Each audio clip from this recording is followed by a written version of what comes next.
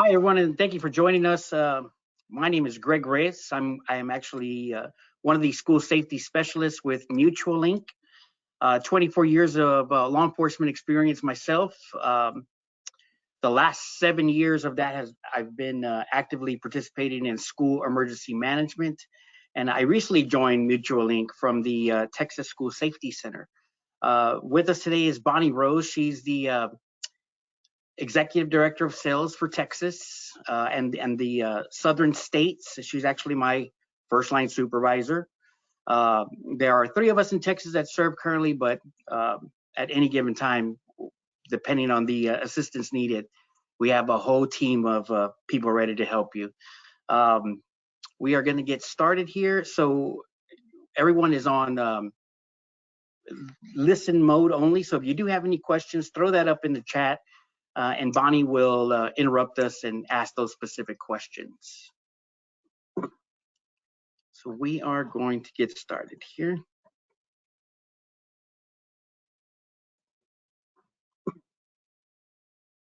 Bonnie, are you able to see my screen? Not yet, Greg. Okay. Still has the Texas flag. There you go. Okay, so the Mutual Link is your automated emergency response solution.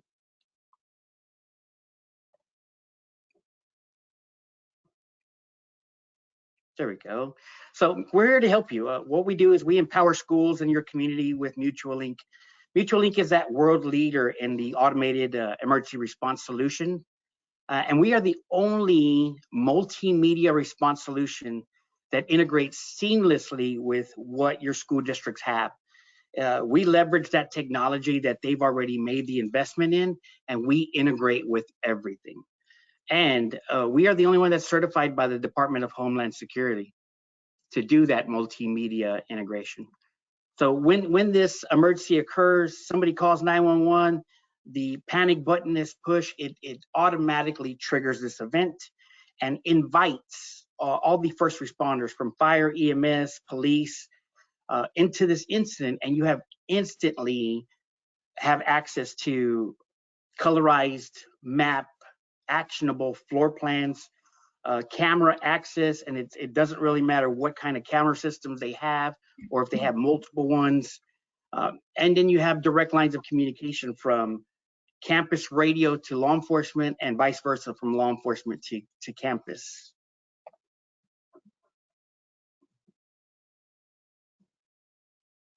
So in this webinar, we're going to empower sheriffs navigating school safety legislation, specifically HB3, and the automated emergency response technology that is out there.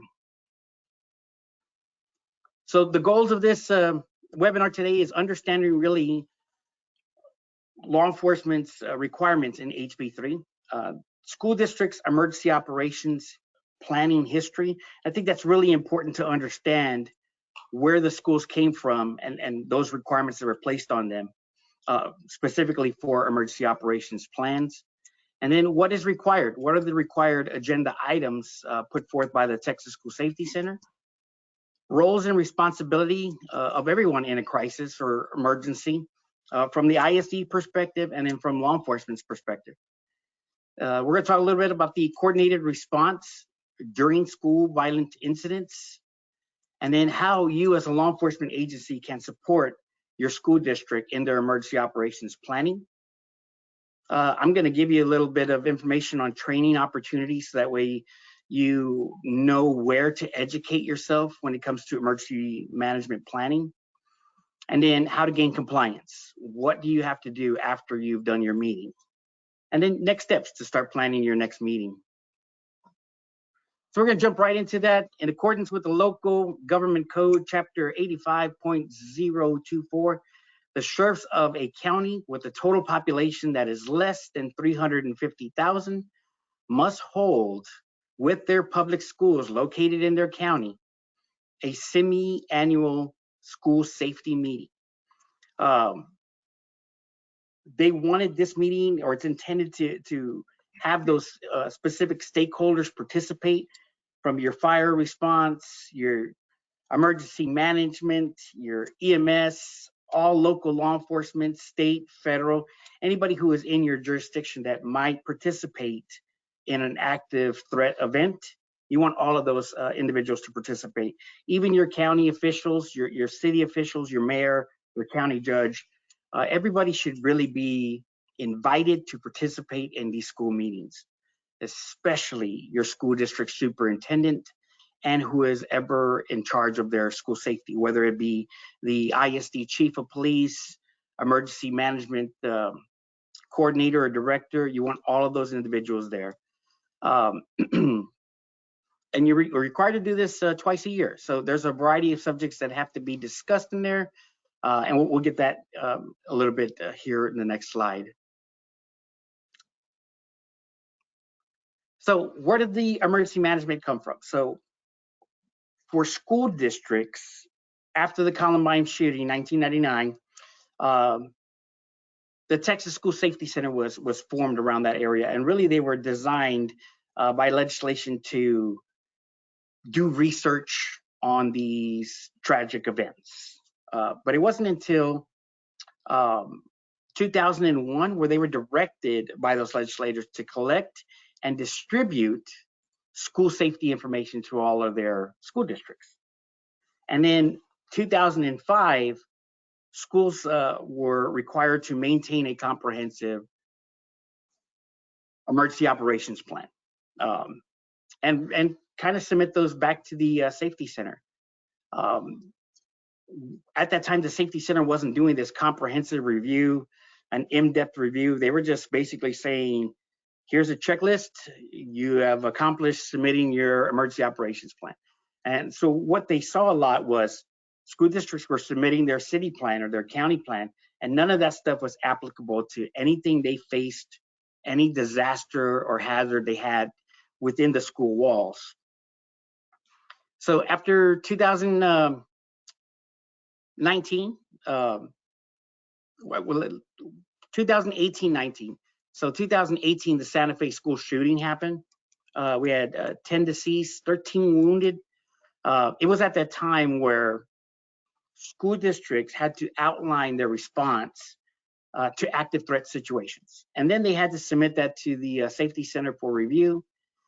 Also, they had to conduct those safety and security audits once every 3 years, and which is still required. Even then, they did this 10,000-foot overview just to ensure that every district was submitting. Now, if you didn't submit,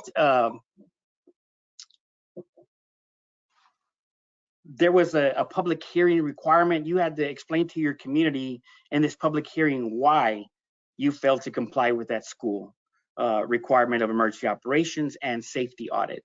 The safety audit that was reported to the school district or to the safety center created this overall school safety audit report. And anybody can go online and see what our issues are when it comes to vulnerability and school issues. Now, all of this in mind, you still have to submit your emergency operations plan, active threat, those kinds of things to the Texas School Safety Center for review. And we have a lot of districts that still have issue there. Right after the Uvalde shooting, there was a news group that reported from Austin that out of the 1,022 school districts, only 67 of them on that day in July had actually passed or were complete on their emergency operations plan.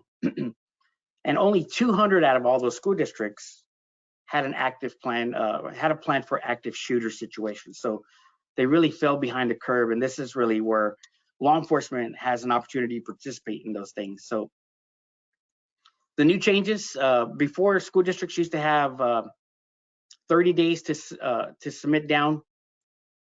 Now they only have 30 days to submit their emergency operations plan. That's down from 180 days. And then the time frame to gain compliance was shortened by 290 days from 180 days. So once you've submitted and somebody reviewed your emergency operations plan and asked you to correct different things, you have up to 180 days to correct that. That time has significantly decreased to 90 days. And then with the sheriff's requirement, you may have to answer why your school district in your county has failed to gain compliance and participate in that public hearing meeting. So by October 25th, that was the final day to submit your emergency operations plan to the Texas School Safety Center for review. If your school district has not done that, you might be in a little trouble. So what's required on this agenda? So specific items that have to be covered, school safety, and they left that really broad. That way you could expand on what you consider school safety, what your ISD considers school safety, and how y'all could come together on some kind of related issues. Coordinated law enforcement response to school violent incidents. That was a specific topic. They want to know how you're going to respond. The law enforcement capabilities, because we all have to understand what our capabilities are and our limitations. Available resources, and that's not just for your agency, but that might be available resources from the school side, from the county side, from the city side. So wherever those available resources are, they must be discussed. And then this big one, emergency radio interoperability, and that's really what Mutual Link is all about, connecting that interoperability piece. We do that seamlessly. And we found that in a lot of emergency situations and after action plans, that was the one main topic of discussion is our communications failed. And we see that in every after action report after a critical incident. Chain of command planning. A lot of these things are coming about in light of the Uvalde report released from the DOJ. And they're going to be continuously talked about all the way across Texas and our nation. And then any other related subjects proposed by any person in attendance. So while you're conducting this meeting, if somebody says, I think we should talk about this, you can absolutely add that to the bottom of your agenda as an additional topic discussed. So roles and responsibilities in that crisis from the ISD and from law enforcement. During this planning phase, you really need to ask your school districts, what do you expect from me as your responding law enforcement agency? What do you expect from fire and EMS? What do you expect from this? Because school districts, they really don't want all of that negativity on a situation. And sometimes they have a lot of issue with the way we respond. The fire department pulls up with multiple units plus an ambulance. They leave the lights on.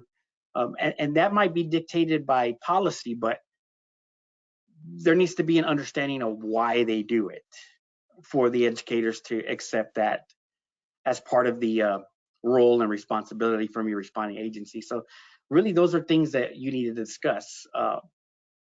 And then, what does the district expect from you as a law enforcement agency?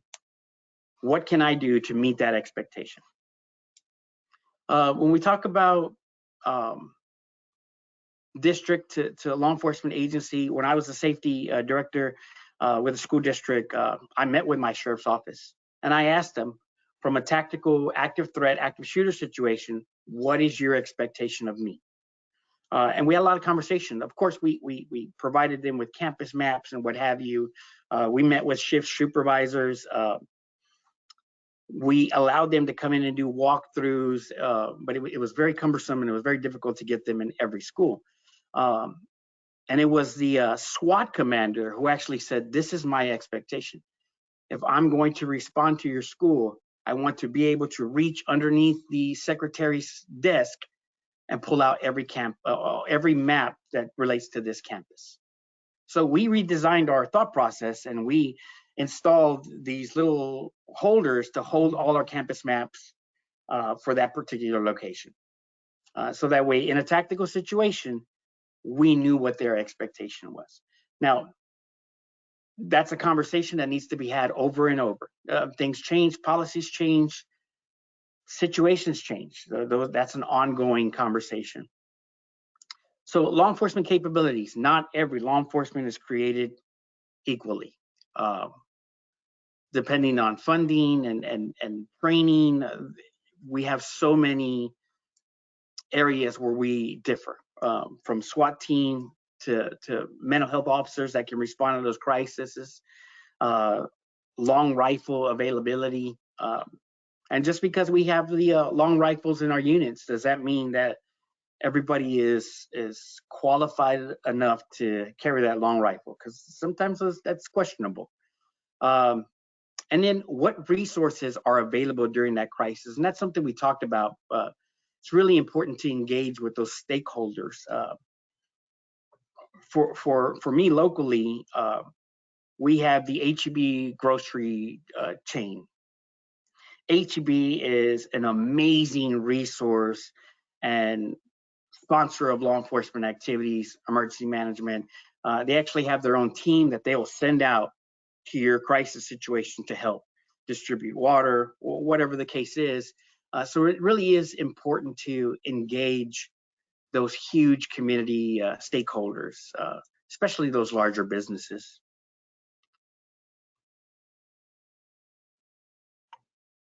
So this coordinated law enforcement response, the Bureau of Justice Assistance, that's the DOJ, they actually provided this comprehensive document that outlines all of those steps. The Guide for Preventing and Responding to School Violence, it's an excellent document because it talks about all of those 5 phases of emergency management, from the preparedness, prevention, response, recovery, mitigation. All of those are included, and it kind of outlines those steps on where different things should happen. Now, some of those things should happen at every phase, and that's really important. So it's important to discuss how we are going to respond during that active incident. As law enforcement officers, I can't tell you how many times we've actually just rolled up to the front of an incident. Everybody's bailing out of their police unit to respond to the critical incident, and now we have this traffic hazard that we've created ourselves. So that coordinated response really needs to happen. One of the main issues in the Uvalde report was that we failed to exercise appropriate rules of engagement. We failed to respond. So in any critical incident that's dictated by the incident itself, the amount of force that's necessary, and your policy, your use of force policy. So that's really something that should be discussed with all the cooperating agencies that respond. This is what we're going to do, and this is what we're not going to do. Those things really need to be discussed. Communication. Communication is the game we're in. I was talking with a chief, an ISD chief from North Texas. They're actually going to be utilizing our mutual link solution for communication because they just spent $12,000 on brand new radios for each one of their ISD officers, and they are still unable to communicate outside of that school wall. So if they're inside that school wall, they cannot transmit outside of that school or inside of that school. And we saw that with the Uvalde response. So communication is a high topic of conversation. It always has been in our coordinated response. And that's why I joined Mutual Link, is to spread that message and the availability of the communication piece on all aspects. Establishing incident command. I know I was always trained, if I'm the first one on, I am now responsible. I'm responsible for that incident until somebody relieves me or somebody has taken control of incident command elsewhere. And I think this is why that communication piece and the multimedia component of Mutual Link really pays dividends, because now we have real-time live information that I can take command at any point, or I can trust that the information that first responder there is providing is completely accurate because I can see it in real time. So establishing that incident command is pivotal in ending this incident.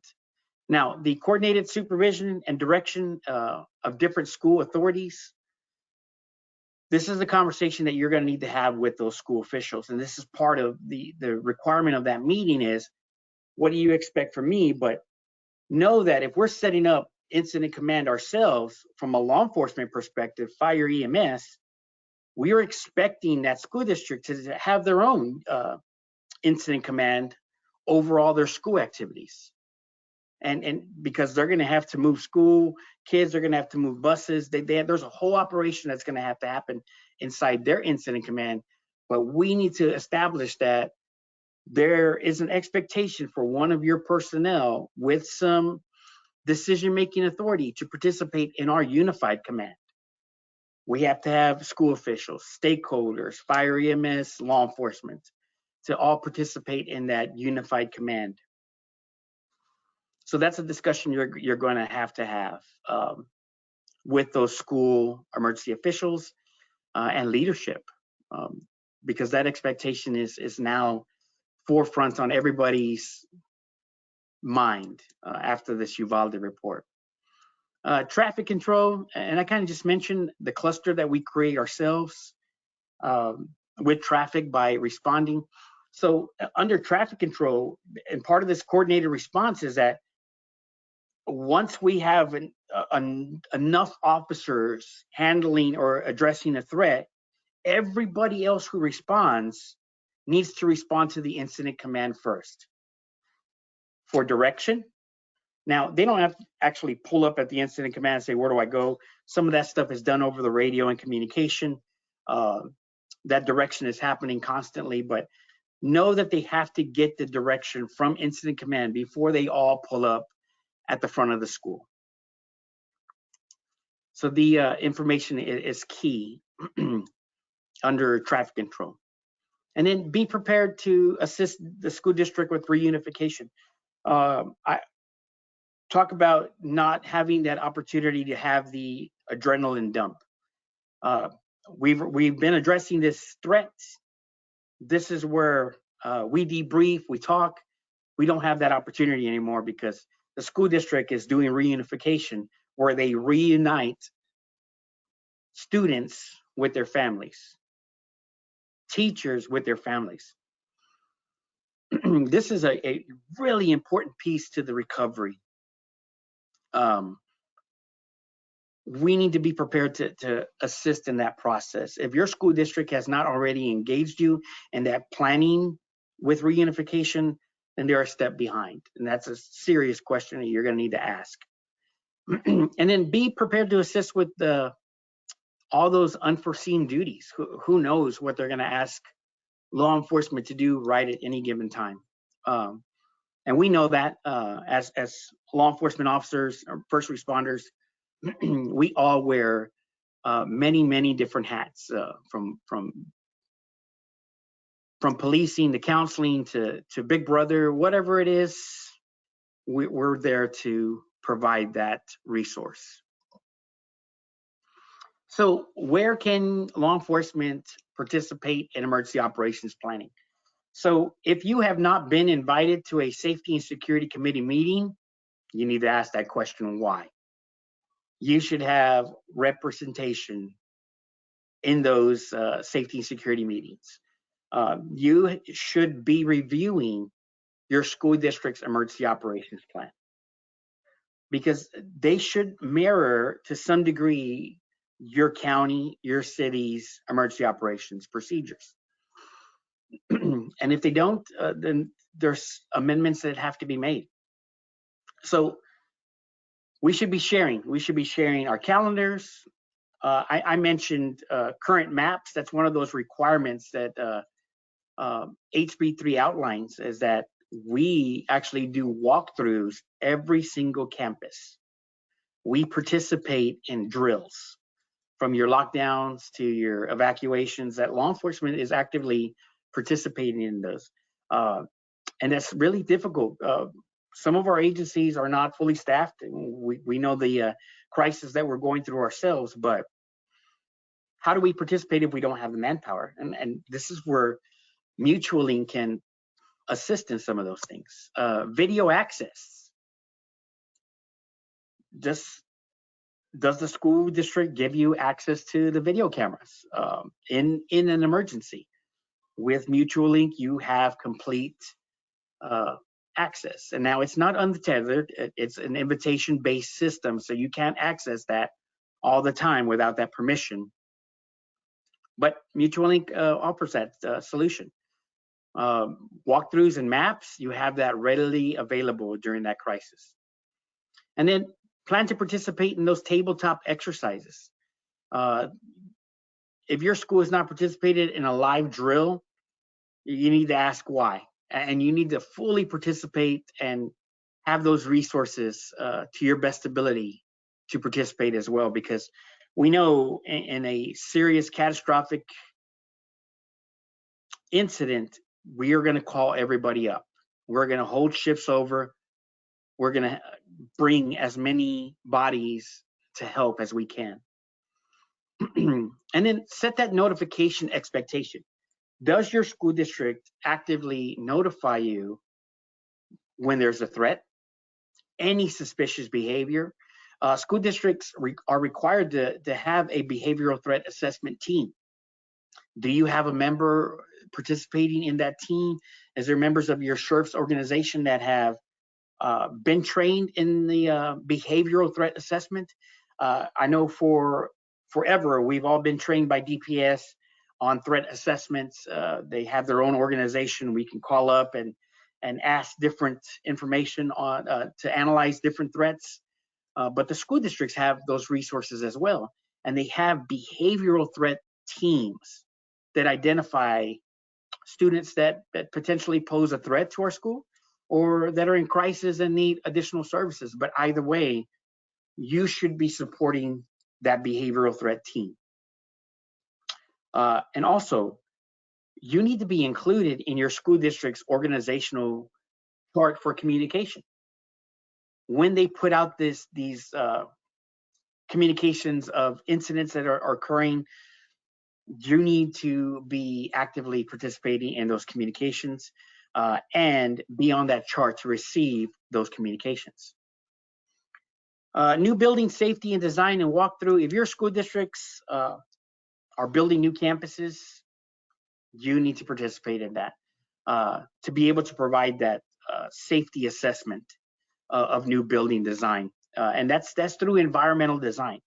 So schools were never, ever designed or intended to be safe buildings, outside of the tornado proof and flooding proof and those kinds of things that all buildings are required. But now school districts are required to put ballistic film and those kinds of things. So you want to be actively participating in some of those discussions and a lot for your input in some of those measures. Now, if you have any questions, feel free to ask a question anytime. Don't hesitate to ask those questions. So I wanted to share with you those training opportunities. So when I transitioned from law enforcement into the emergency management realm, I realized that I was behind the curve. I had done investigations, I had done this, and I participated in mental health and all kinds of things throughout my career. But when it came to emergency management, the expectation was, well, that's a police issue because it says safety. They need to handle it.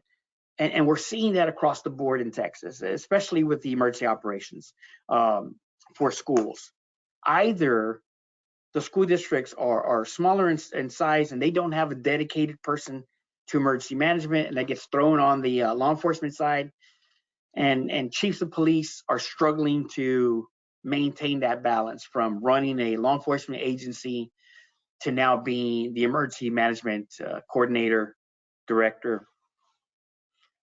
So I was in the same position, running the ISD's mental health program and also being a campus officer and trying to do all the emergency operations things that came with day-to-day operations. So I found myself requiring additional training. And somebody turned me on to this, the FEMA training website. So they have a section that's independent study. And I listed there for everyone everything that is required, honestly, for you to fully understand emergency operations plans for schools. Now, they're independent studies. They're self-paced. You click and go as you can. And some of those things we've actually done ourselves as law enforcement. Most of us, as part of the academy, have seen Incident Command 100, the introduction to Incident Command.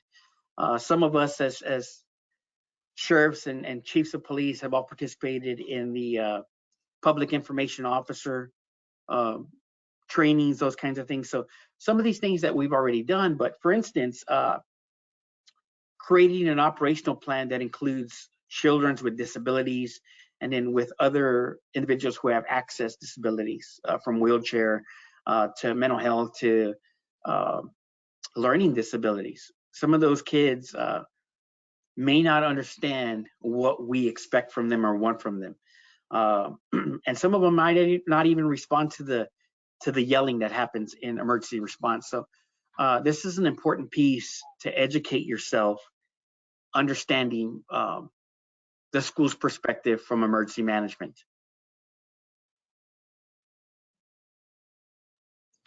So once you have completed your meeting, to gain compliance from the legislative requirements of HB3, you have to report to the Texas School Safety Center, and all the sheriffs have been sent an email link on how to report this. So if you, for some reason, you've lost this link, contact the Texas School Safety Center and ask, where can I find this link? And they will be glad to send that, resend that to you. But the things you have to report are the dates of your meeting, everybody who participated in this meeting. So if you have this sign-in sheet with everybody's name typed out, send them that. The title of your meeting, so if it's your HB3 meeting, number 1, number 2, whatever you want to title your school safety meeting, that needs to be included. And then the agenda, everything that has been discussed in your meeting. All of those need to be submitted to the Texas School Safety Center to satisfy that requirement, and make sure it's typed. I was speaking with a couple of sheriffs that submitted the sign-in sheet, that they put out a sheet of paper and everybody signed in, printed their name, but they wouldn't accept it for some reason because it wasn't typed. So just type it, I guess. All right, and then determining your next steps. While you're in this meeting, through this questioning, through this planning procedure, you want to determine what are those next steps for your next meeting. What are some of those things that need to be discussed again, followed up on, or it might be a new topic of conversation, or a new legislative requirements or governor's order. That's got to be an ongoing conversation on what you want your next meeting to entail. So ask for those suggestions from your educators. They might want insight in different things that we have, and we might want that insight from their perspective. Provide possible dates and try to schedule that next meeting as soon as possible so everybody puts it on their calendar. We know extremely how busy you folks are. The educators on the same side, they have testing schedules to deal with and holiday schedules, and they're experiencing the same shortages that we are with teachers as we are as with police officers. So, and then schedule those training exercises. If you have that lockdown drill, active shooter drill, schedule those and actively participate. And please invite all of those stakeholders and first responders. So if you're going to have this massive drill, invite fire, EMS, and all the law enforcement agencies that might participate. Even if it's just one representative from your state, federal, locals, everybody should have some knowledge on how those things work and what it's going to look like in the response phase. And discuss those after action reports. So if they have any kind of training opportunity, major incident that's happened in those schools, they should be conducting an after action report. Just like we would in any critical incident, school districts should be completing these after action reports as well, and use those findings to better themselves and the response. So you, as a law enforcement agency that's required to supervise some of these emergency operations discussions, need to be asking for those emergency operations after action reports. Now, if you yourself are participating in this debrief, scuttlebutt, after action report discussion immediately after this incident has taken place, you need to make sure that there is a member of the ISD, school district, charter school, whatever it is, actively participating in that immediate debrief, because we can learn things from them as well, because there might be an explanation of why the school does this way for this specific reason, and we need to understand that. That's really important. So that way, when we create our coordinated response plan, redesign it, we're going to have that in mind, that this is an expectation. This is what we expect to see. So nobody is surprised by what's happening.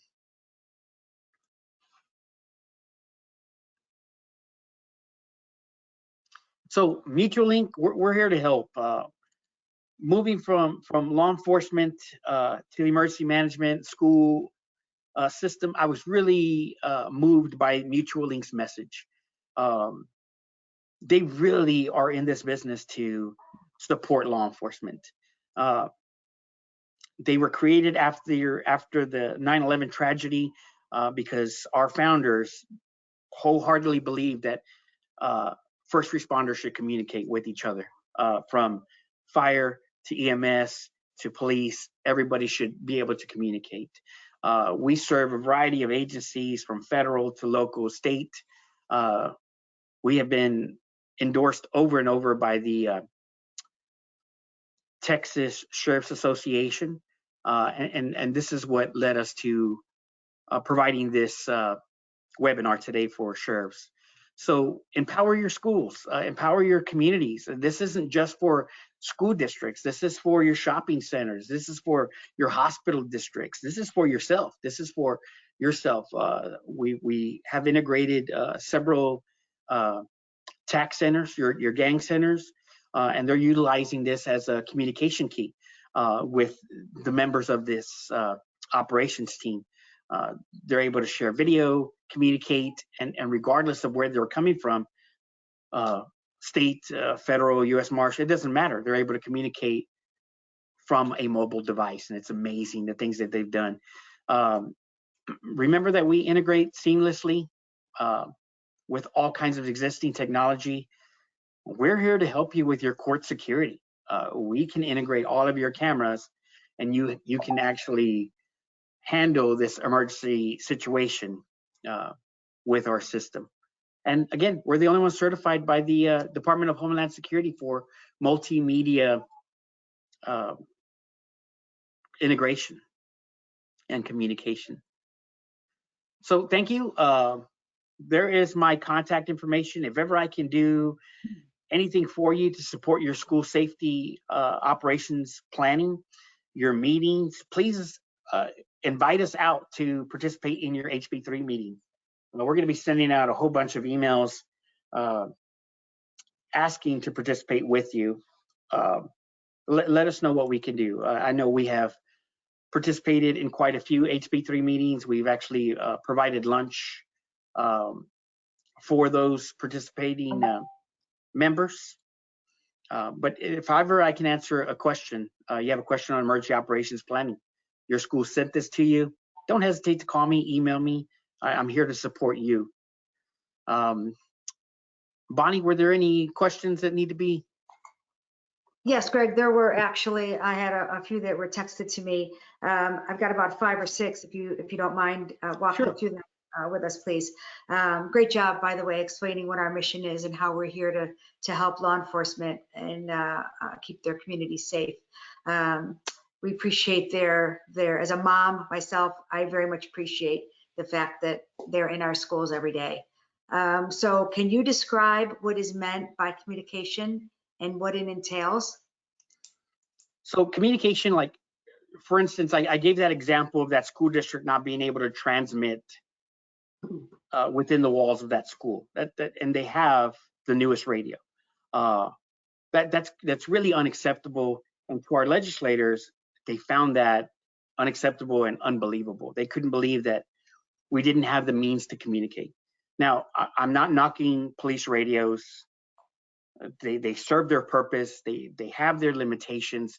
But right now, in this current phase of emergency management, school safety planning, everyone needs to embrace technology as a tool to satisfy some of those requirements and to better our safety plan. So communications, you have to have that direct line of communication from those to those decision makers, plus whoever's actively participating in this incident. Everybody has to be on the same page and be able to receive the same communication and information. If I'm a school official and I understand how law enforcement is responding, I can better dictate which direction my staff can go, and then how do I support that response, and vice versa. I as a law enforcement officer, I can support that effort that the school district is making through this communication. So I think it's much more than having the superintendent's cell phone number, because they're not always available, or they're so immersed in trying to set up their incident command, answering to school board members, that they may miss your communication. So this is an important piece to provide that communication. That direct line of communication is pivotal in ending this response and starting that recovery phase. Okay, thank you. Okay, the next question. Can you give an example of how to coordinate supervision with the school? Absolutely. So, for instance, me meeting with my sheriff's office, with my school district, we had direct lines of communication opening. They knew to make contact with myself, chief, superintendent, but we also provided them with additional individuals to communicate with in the event that I was actively engaged in that incident, because I was still a police officer, still carrying a gun. Who else could answer those questions and participate with them? So that's really important, and especially when we're doing incident command structure, you know who's going to be in those roles. You know the important people to talk to. And our tool really allots that opportunity to engage those persons immediately. I'm sorry. I've been involved in critical incidents where we've had a mass text message chain happening, and it was so difficult to update that and to participate in the incident. So these communication things are so important. So I have another question here. How often should we update our EOP? Oh, that's an excellent question. So whenever anything changes.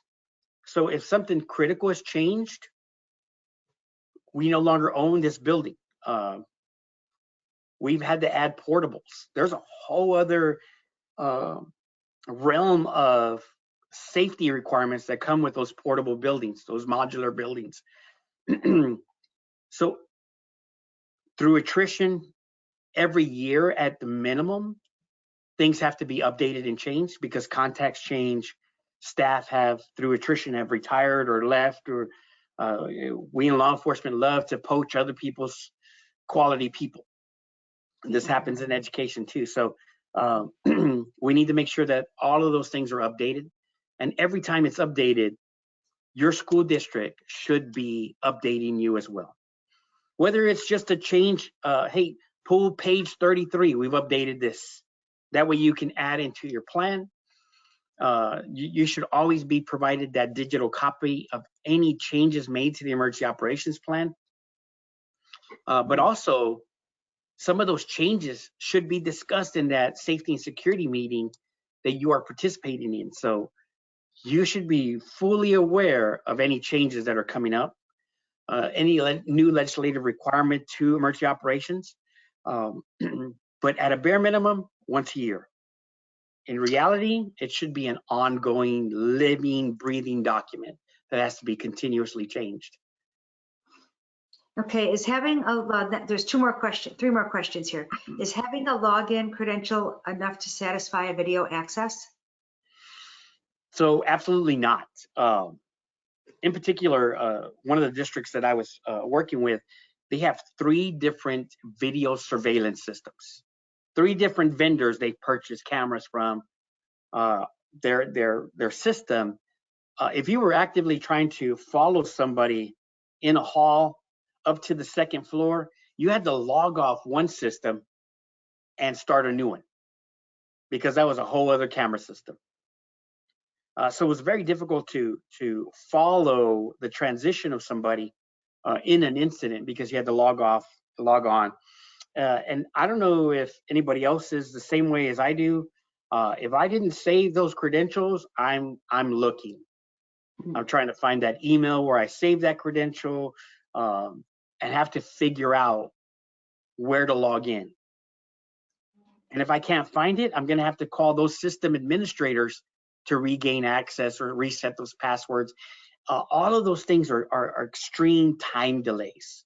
So in this after action report, the DOJ review from Uvalde, they were talking about every second counts. And actually that is one of our mottos, minutes when seconds count. We are regaining critical minutes in that incident because we have immediate access.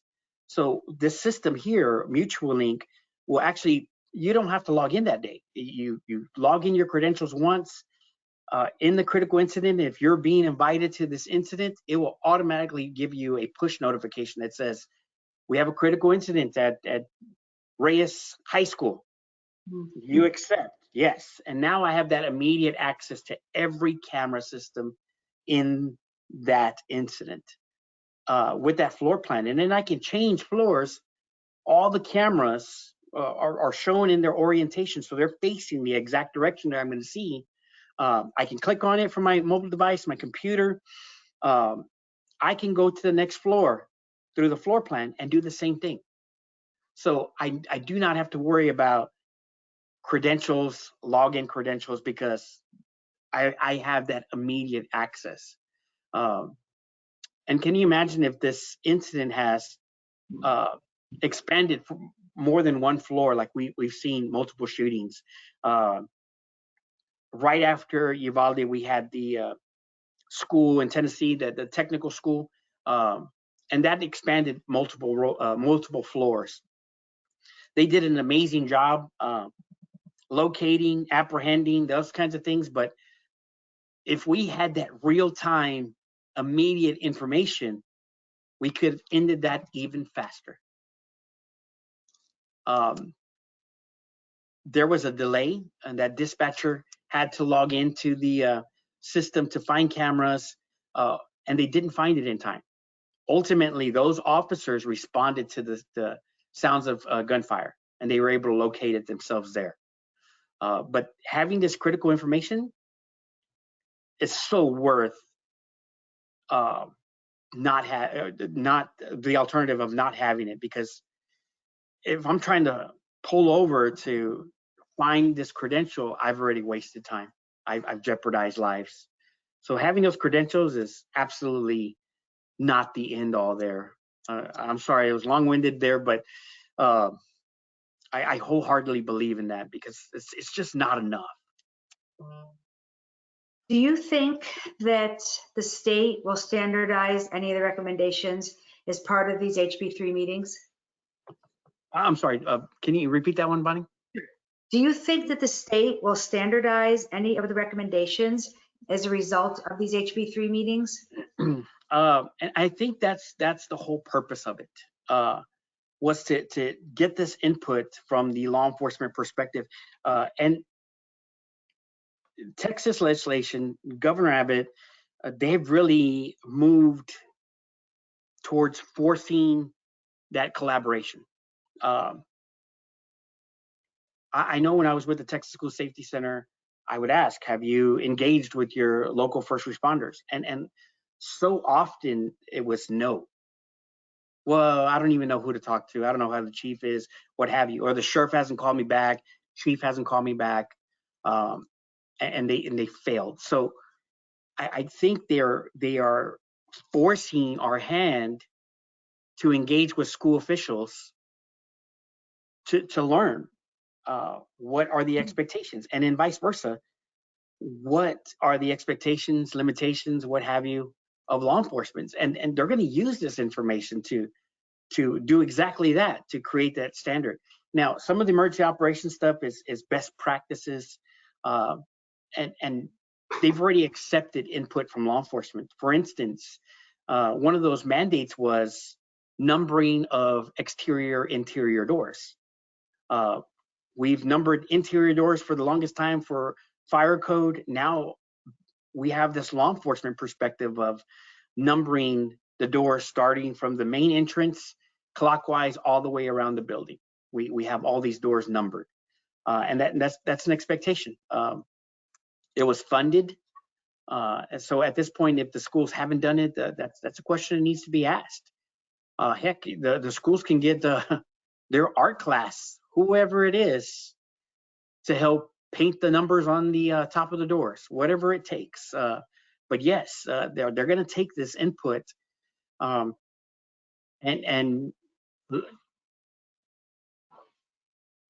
advocate for these changes that need to be made that will help support school safety and save lives. The very last question is, we use radios on campus. Is that enough to communicate?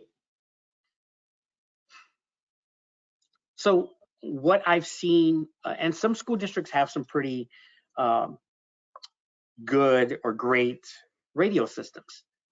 Some have even funded putting in towers to better support that broadband that their local radio has. But if law enforcement can't hear their school radios, then it defeats the purpose. That there's almost no communication. And I gave you that example of the inability to communicate outside of the school.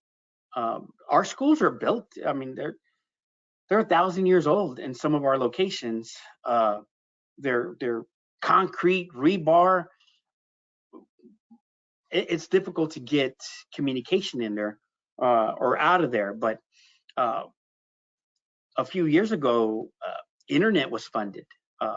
High speed broadband internet was funded for schools across Texas. Through Wi-Fi, we're going to have this communication ability. And I said, radios serve their purpose, but they're not the end all. All of these things are layers. They are layers to help support the school safety. Radios are really just one layer. And if they're not integrated to communicate with each other, then it's not even a layer. Radios are not enough. Okay, that was it for the questions, Greg. Great. Well, I do appreciate this opportunity to be able to put on this webinar. I hope everyone has taken away something from this conversation, discussion. Again, if ever I can support your school emergency management efforts, that's what I do for Mutual Link. I'm one of their school emergency management safety specialists. If I can answer any questions, support you in any way, please invite us out to the to your HB3 meetings to support that. I'd be more than glad to participate in any meeting across Texas. There's actually 3 of us in Texas who do that, so don't hesitate to reach out. We are here to support you, and that's our mission as a company, is to provide these safe environments for these kids. So it's our mission, it's our goal, and however we can help to support that. Thank you for your time.